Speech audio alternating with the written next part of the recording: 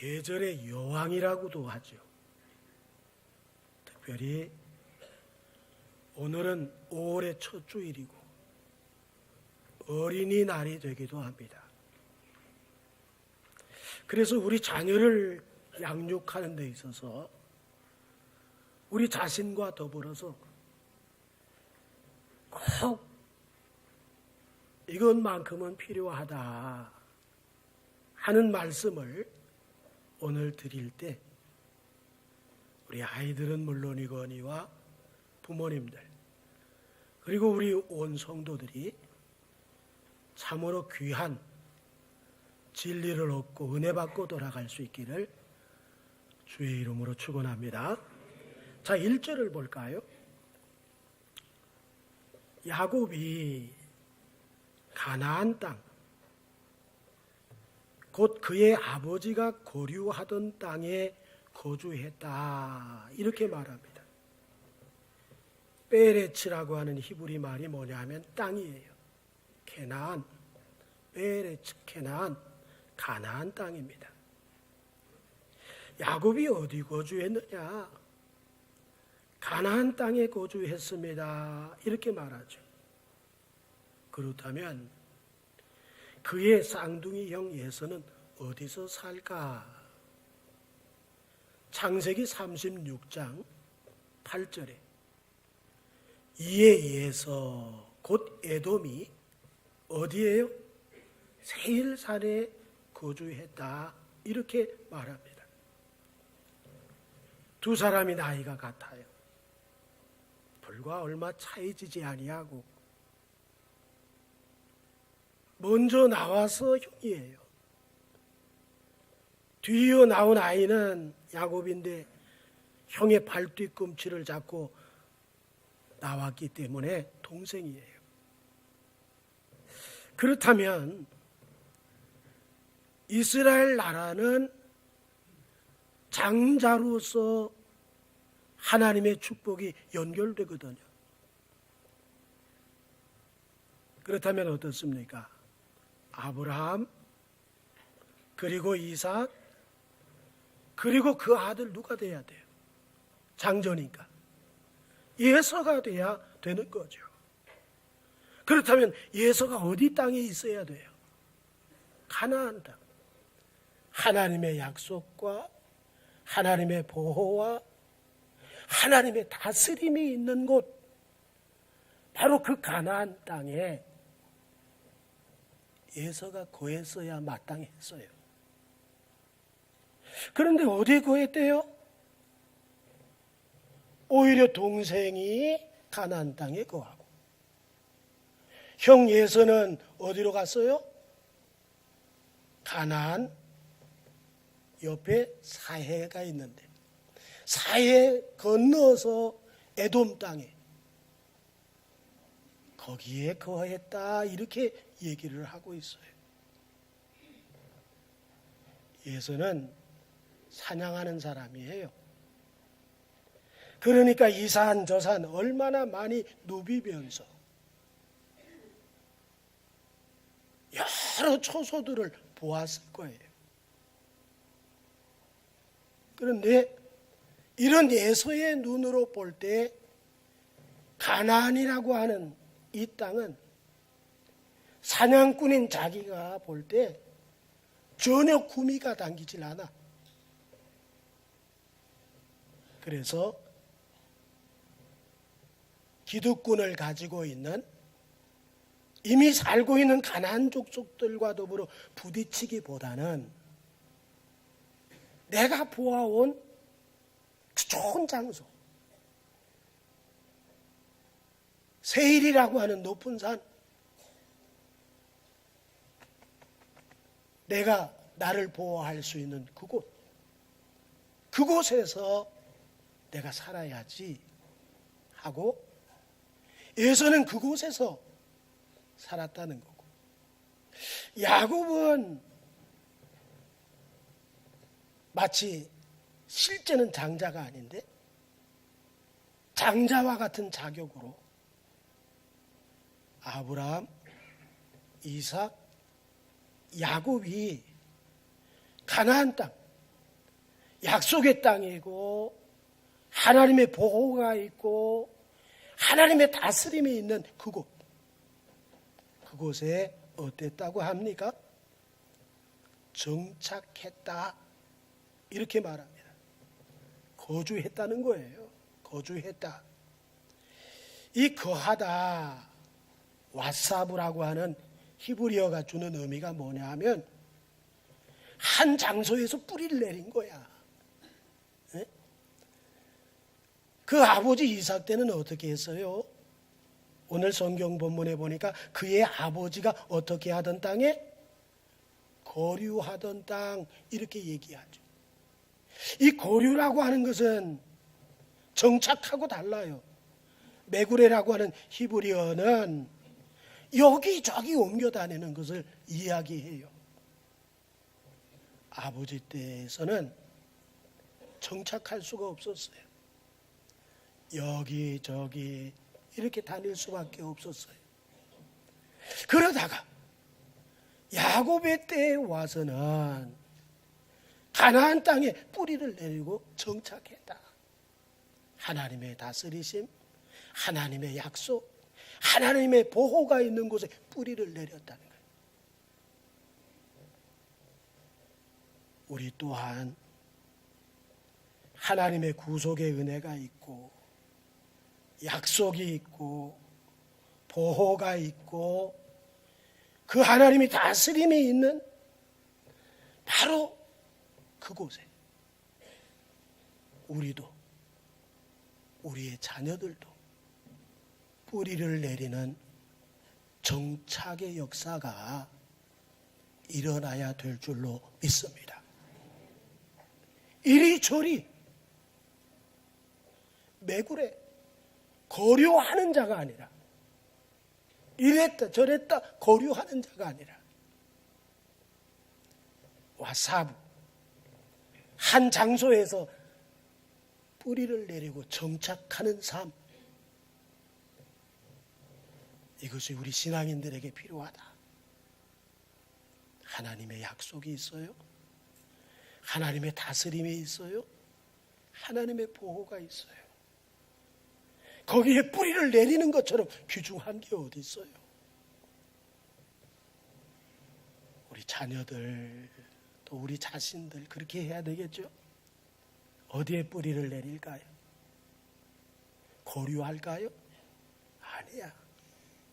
뿌리를 내리는 정착이 우리와 우리 자녀들에게 있어야겠다. 자, 그 다음에 2절을 볼까요? 야곱의 족보는 이러하니라. 요셉이 17세의 소년으로서 그의 형들과 함께 양을 칠 때 그의 아버지의 아내들 비라와 실바의 아들들과 더불어 함께 있었더니 그가 그들의 잘못을 아버지에게 말하더라. 여기 보면 야곱의 족보는 이러하니라 그랬잖아요. 그러면 야곱의 족보가 나와야 되죠. 누가 누구를 낳고 누가 누구를 낳고 이게 족보잖아요. 그 후손들이 자꾸 소개가 되는 게 이게 족보잖아요. 그런데 족보가 소개가 되는 것이 아니라 누가 소개가 되고 있어요? 요셉이 소개가 되고 있어요. 무슨 이유가 있을까? 어떤 이유 때문에 그렇게 됐을까? 여기 족보로 번역된 히브리어 톨레도트라고 하는 말은 육신의 족보만을 말하지 않는다. 하나님의 구속 역사에 정말로 필요하다고 여기는 사람에 대해서 이야기할 때도 톨레도트, 족보라는 단어를 사용했다는 거예요.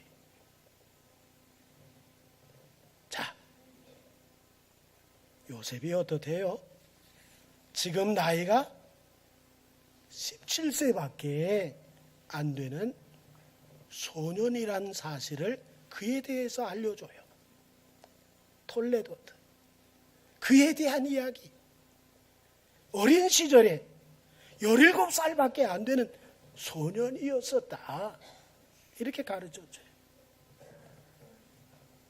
소년이지만 요셉은 예수님의 그림자로서 하나님의 구속 역사에 없어서는 안 되는 인물이야. 그래서 그에 대한 이야기, 톨레도트, 족보를 이야기한다는 거죠. 그리고 여기 더불어 함께 애트라고 하는 이 말은 돌봄이라고 하는 의미를 포함하고 있거든요.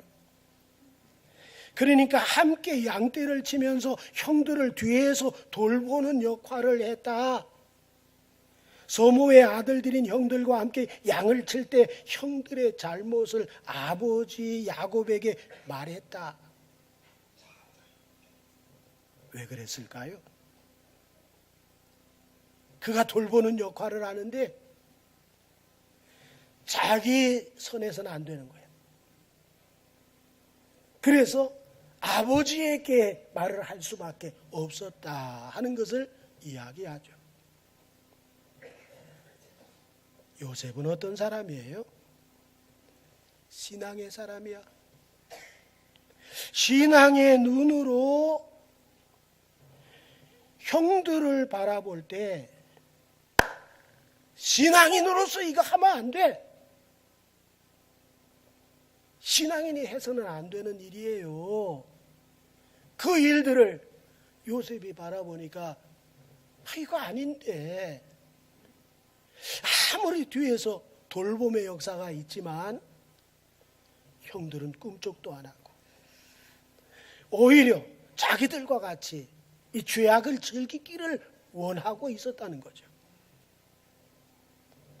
그래서 어떻게 했다는 거예요? 아버지에게 고했다 하는 것을 말씀하죠.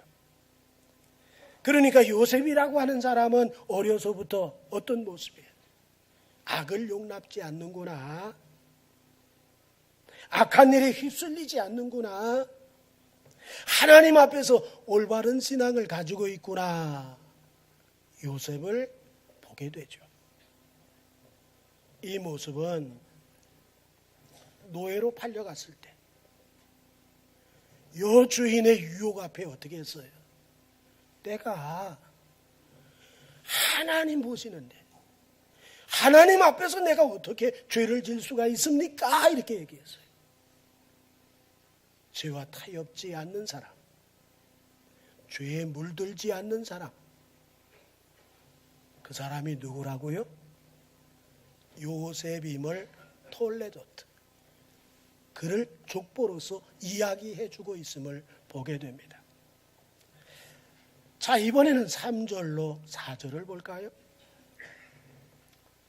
요셉은 노년에 얻은 아들이므로 이스라엘이 여러 아들들보다 그를 더 사랑하므로 그를 위하여 무슨 옷?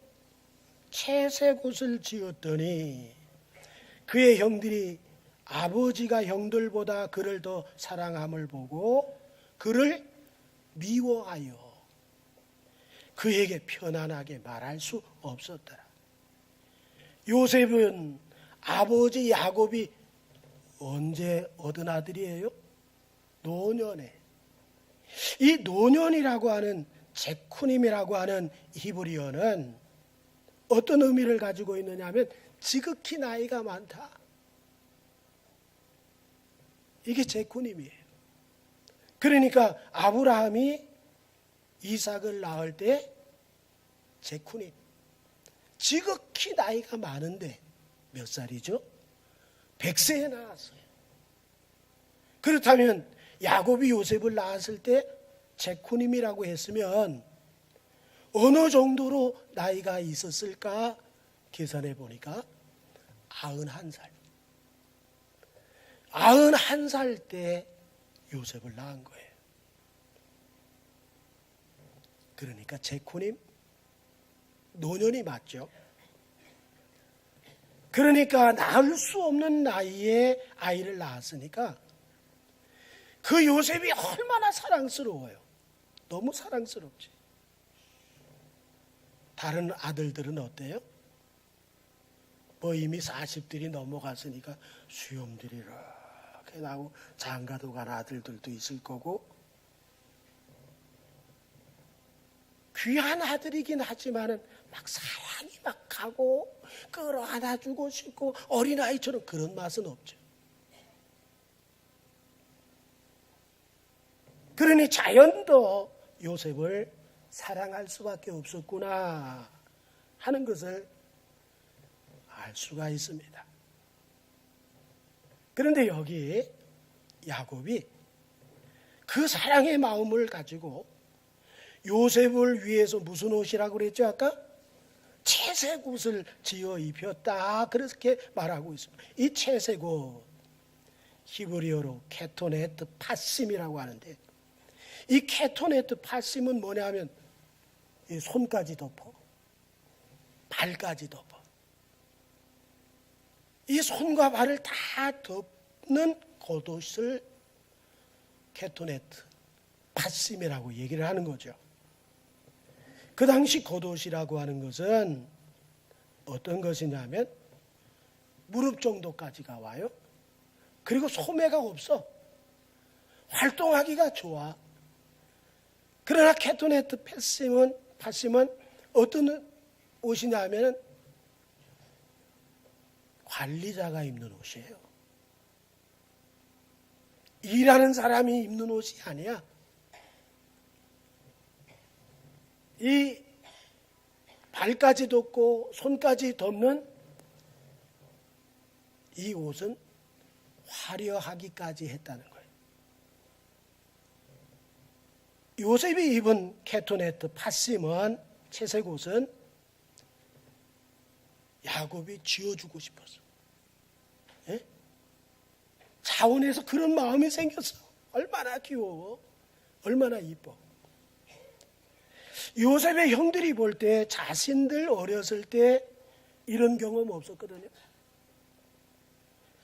그러니 요셉의 형들의 눈이 있는 사람들인데 이걸 다 보잖아요. 그래서 오늘 성경에 형들보다 그를 더 사랑함을 보고 그랬어요. 보고. 와이루. 이 와이루라고 하는 이 히브리어는 본질을 봤다는 거야. 예? 그냥 겉모습을 보는 정도가 아니라 본질. 아버지가 우리들하고 상대적으로 완전히 박탈감이 들 정도로 누구를 사랑하고 있는가? 요셉을 사랑하고 있는 모습, 그 본질을 형들이 보았다는 거죠. 그것도 오랫동안 보아왔습니다. 그러니까 동생 요셉에게 좋은 말 나갈 수 있어요? 사랑의 말 나갈 수 있어요? 부드러운 말 나갈 수 있어요? 아니야, 비수를 꽂아. 아주 인격적 모독을 주는 말들을 서슴지 않아. 그래서 오늘 본문에 어떻게 말했대요? 편안하게 말하지 않았다. 에? 이 편안, 평안, 화평, 히브리어 뭐죠? 샬롬이잖아. 로라고 하는 부정사가 앞에 붙어가지고 함께 읽을 때 레샬롬이거든. 평안하지 않았다 그 말이에요. 그렇다면 어떻습니까? 불화를 일으키기에 그런 말들만 골라서 한 거예요, 형들이 요셉에게. 그 속에서 하나님이 구속사적 역사를 그를 통해서, 그와 같은 자를 통해서 이루시는 하나님의 그 놀라우신 섭리를 우리가 보게 되는 거죠. 자, 이번에 5절로 7절을 볼까요? 요셉이 꿈을 꾸고 자기 형들에게 말하며 그들이 그를 더욱 어떻게 됐어요? 레샬롬, 편안하지 않는 말만 골라서 하니까 여기에 뭐가 잔뜩 있어서 그래요? 미움이 가득 차서. 요셉이 그들에게 이르되 청하건대 내가 꾼 꿈을 들으시오. 우리가 밭에서 곡식단을 묶더니 네 단은 일어서고 당신들의 단은 네 단을 둘러서서 어떻게 하다? 절하더이다. 예? 이거 뭐 해석이 필요해요? 그러니까 요셉은 훌륭한 사람 된다는 거고 그 형들은 훌륭한 사람이 된 요셉을 어떻게 한다는 거예요? 절을 한다는 거예요. 뭐 해석이 필요 없어요. 그러니까 이 꿈 이야기를 들은 형들은 가뜩이나 미운데, 가뜩이나 꼴보기 싫은데 더 미웠다 이렇게 말씀을 하고 있죠. 그런데 이 절하도이다 히브리어 와티시타 하웨나는, 이 와티시타 하웨나는 아주 그냥 엎드려 버린 거야. 절하도이다 어떻게 한 거예요? 엎드려 버렸어. 엎드려서 절하는 거예요. 그런데 요셉의 곡식단은 어떻게 돼서 일어서 있는 거예요. 일어서 있는 거예요. 이 일어서, 곡식단은 일어서고, 이 니차바라고 하는 말은 고든 자세를 딱 취하고 있는 거예요. 우리가 대통령 앞에 가면 어때요? 대통령은 어때요? 같이 일어나요?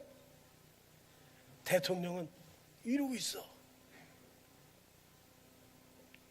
꼭 그와 같았어.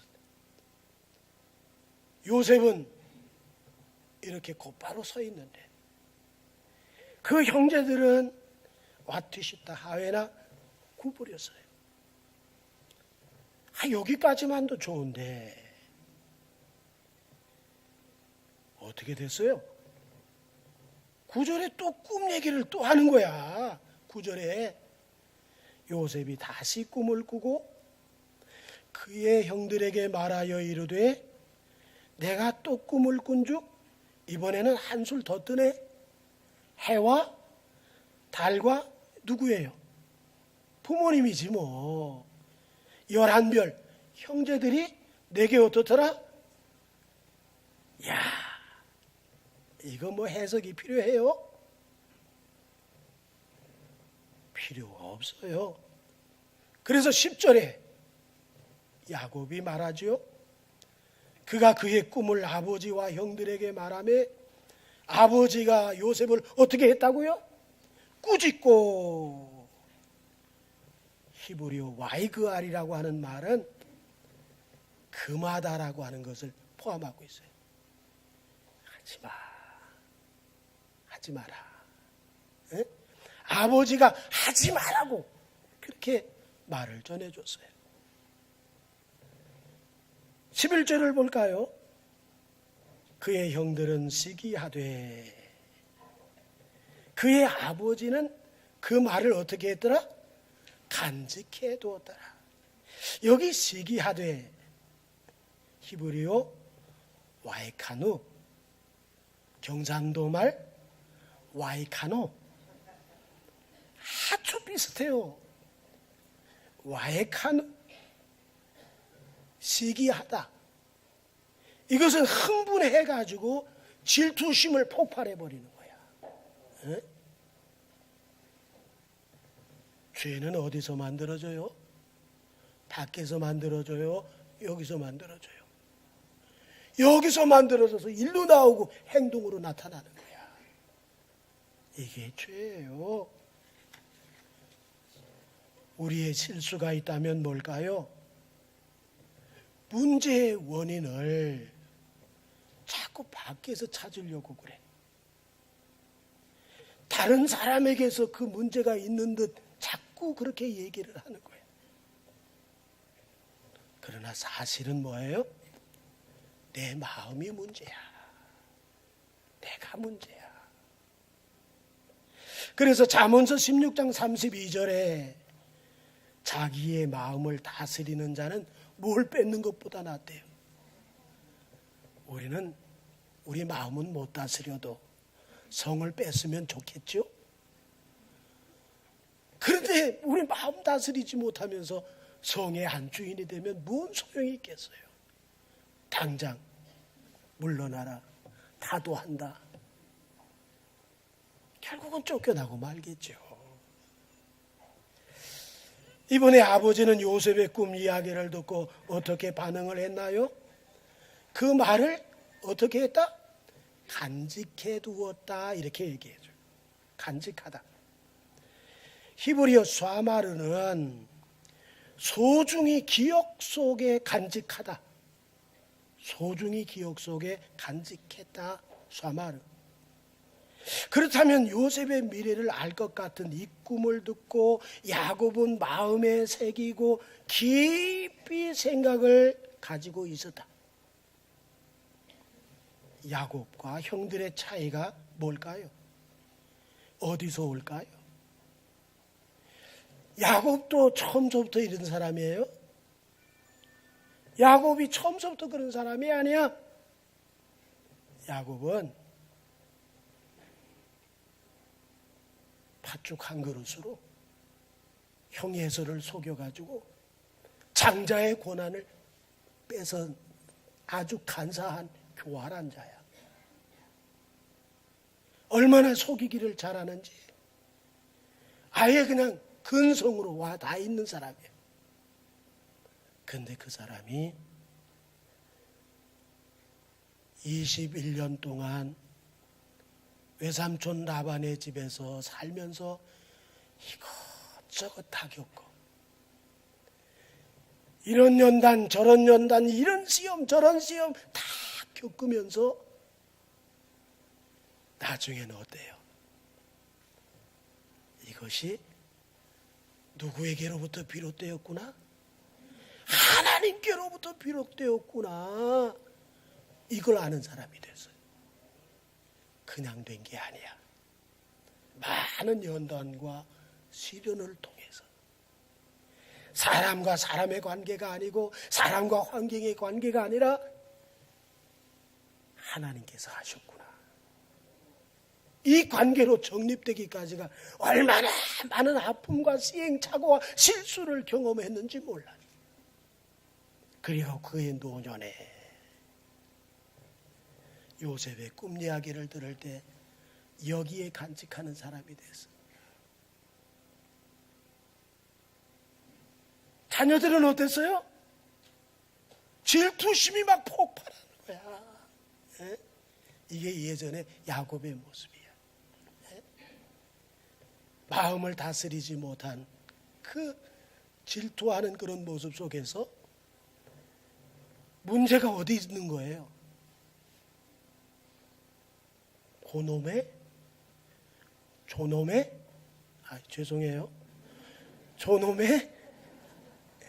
요셉 때문에. 고놈의 요셉 때문에 누가 보이는 거야? 사람만 보이는 거야. 제대로 시련과 연단이 없으면 사람밖에 안 보여. 환경밖에 안 보여. 그 너머 역사하시는 하나님이 계신 것을 못 봐. 우리 고백할 수 있나요?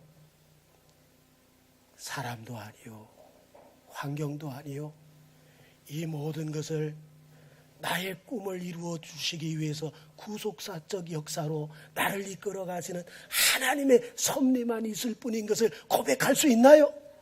우리 그렇게 되길 바랍니다. 우리와 우리 자녀들이 그런 신앙 자세가 필요해. 지금 아버지 야곱은 여기에 두고 있는데, 그분을 바라보고 있는데, 그의 자녀들은 지금 뭐예요? 막 폭발 직전이야. 어떻게 할 수가 없어. 우리 부모가 먼저 보이면 자녀들도 똑같이 되어지는 거예요. 사람 바라보지 않고 그분을 바라보면서 그의 섭리가 지금 이루어지고 있음을 고백하는 신앙, 우리와 우리의 자녀들이 이 신앙으로 세워지기를 주의 이름으로 축원합니다. 그렇습니다.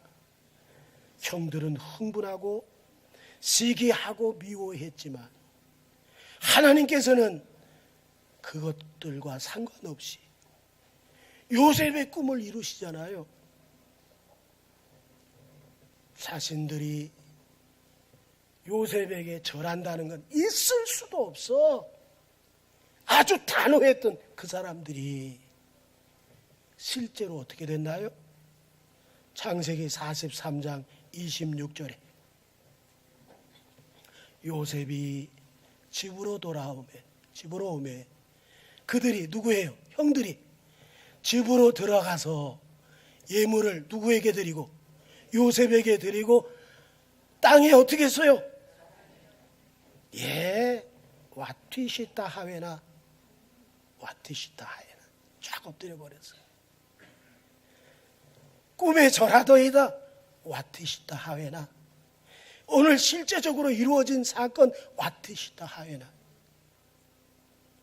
하나님은 아무리 어렵게 되는 전개가 이루어진다 할지라도 반드시 뜻대로 이루시는 분이 우리 하나님이시다. 또 하나의 교훈이 뭐냐 하면 하나님의 뜻은 절대로 변개되지 아니하고 반드시 이루어진다.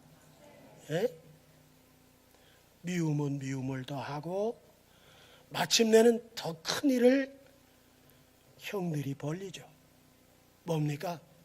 스스로 나올 수 없는 물 없는 구덩이에다가 요셉을 죽이려고 했어요. 미움이 자라니까, 미움이 더해지니까 죽이고 싶은 생각이 들었어요. 그래서 예수님은 살인이 뭐라? 미움이라고 했어요. 미움이 살인이야. 내가 살인을 안 저질렀으니까 살인자가 아니라고 생각하지 마세요. 지금 미워하는 자가 있다면 나는 끝없이 하나님 앞에 그를 칼로 죽이든지 질식사시키든지 지금 죽이고 있는 내 모습을 봐야 됩니다. 미워하는 자가 없기를 바랍니다. 이 모든 역사 속에 그분이 있음을 기억하시기 바랍니다. 사람이라고 생각하니까 막 요동치는 거야. 사람의 움직임을 보니까 견딜 수 없어 하는 거예요. 야곱은 이런저런 시련 속에서 뭘 봤다고요? 그분이 하신다. 그분이 역사하고 계신다. 그분이 이루고 계신다. 이걸 본 거예요. 그래 죽이려다가 아라비아 상인들에게 노예로 팔아버리잖아요.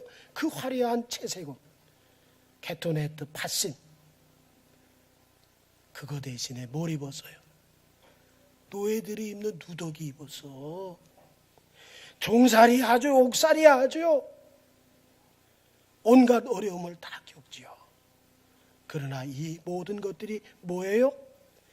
하나님이 그가 꾼 꿈을 실현시키기 위한 한 과정에 불과했었다.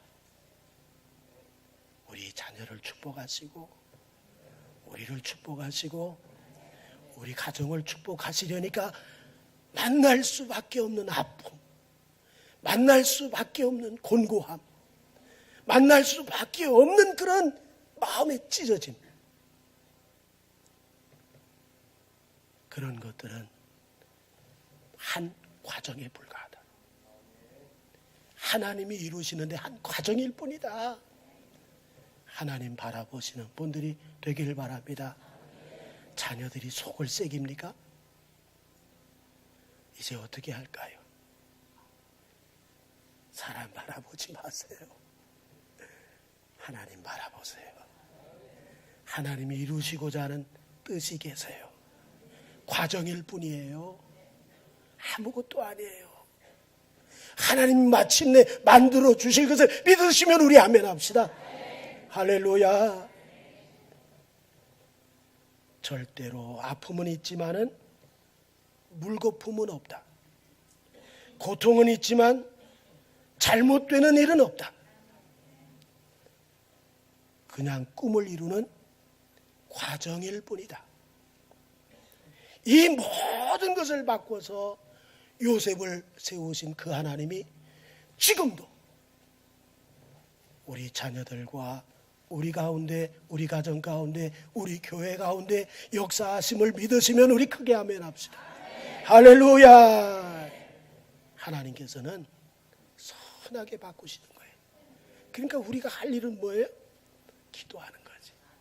쉬지 말고 기도하고. 실망, 희망, 실망, 희망, 이렇게 되는 거예요. 여기 바라보자고요? 아니야. 여기 바라보자고요. 여기만 바라보자고요. 섭리를 이끌어 가시는 하나님이 계세요. 우리에겐. 아멘이시죠?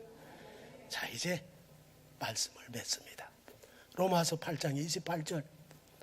우리 한 목소리를 가지고 크게 외치고 내 신앙 고백이 돼서 이 말씀대로 내 가정과 내 자녀와 내게 이루어질 줄로 믿습니다. 이렇게 고백할 수 있길 바랍니다. 시작. 우리가 알거니와 하나님을 사랑하는 자 곧 그의 뜻대로 부르심을 입은 자들에게는 모든 것이 합력하여 선을 이루느니라 믿습니다. 할렐루야. 기도하겠습니다. 하나님 아버지, 은혜를 감사드립니다. 왜 사람만 보이는지 모르겠어요. 왜 내 감정이 그렇게 요동치